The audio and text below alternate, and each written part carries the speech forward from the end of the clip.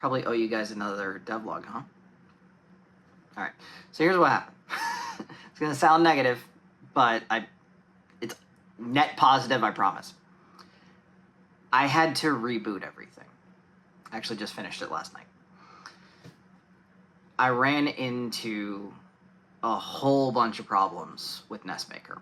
NESmaker's older software. The last official update was like 4 years ago or something like that.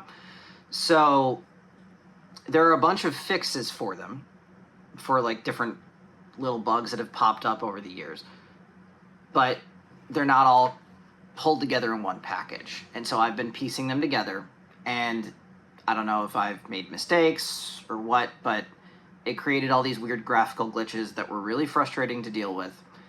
And even more so, even though we were plowing forward with art and music, like we've released one track, I actually have a second one that's going to be coming up on the channel very soon, we've just stalled.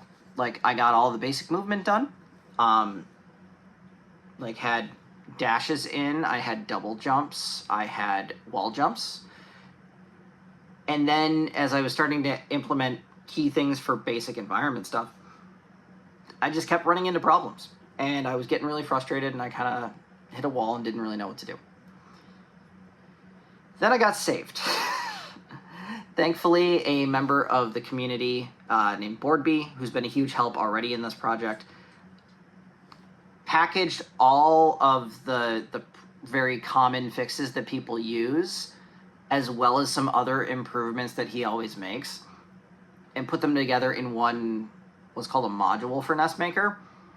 And so this came at a perfect time because I had taken some time off also to learn Godot, because I've got a game jam coming up. Originally I was going to do it for a game jam, and I was going to do this whole thing. There's going to be a video about like, oh, I'm going to learn Godot and make a game in a week. That didn't go well. So I'm still learning Godot in time for this game jam that's coming up in November, but the key thing is the break was exactly what I needed. It allowed me the time to mentally reset, and it also created this space where Boardby happened to come in, not like this was planned, but he made these great updates, and I decided to just start over.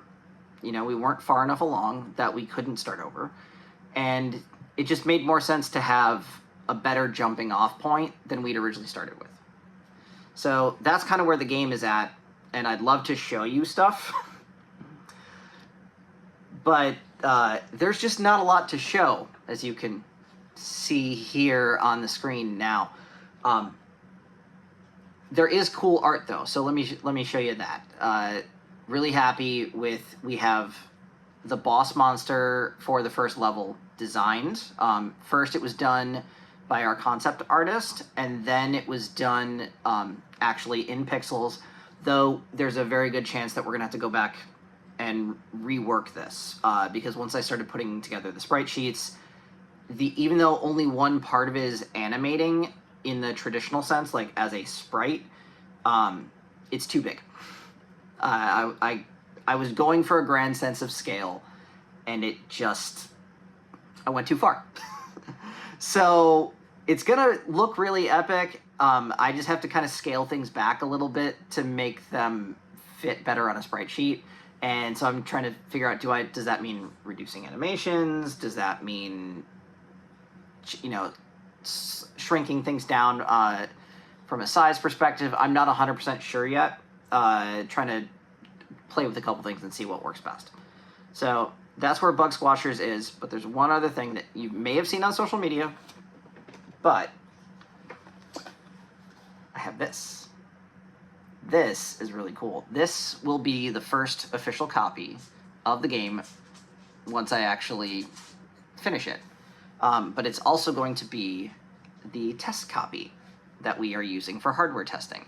Down on the floor over here I have a NES, like original hardware. I also have a Retron, so we're gonna test to see, sometimes the carts don't work with Retrons, that's why we have an NES. But we are also hardware testing with actual controllers. I got these on Amazon. They're like USB NES like knockoff controllers, but they're great for testing the actual buttons instead of trying to use the keyboard. So that's really cool. And I didn't just get a cartridge. I've got a box too. So this physical release is definitely happening. This is not the finished version, but because there's going to be like screenshots and stuff like that, because I want it to look like a real game. But we didn't have them yet, so when I was doing the mock-up, I was like, let's make it work. So yeah, the game is coming along actually. It's just, you know, we had to restart. So still shooting for early 2025 for finished version, but I'm hoping to have a demo ready before that game jam in November. So ideally by Thanksgiving, you'll be able to play some portion of Bug Squashers. So there we go.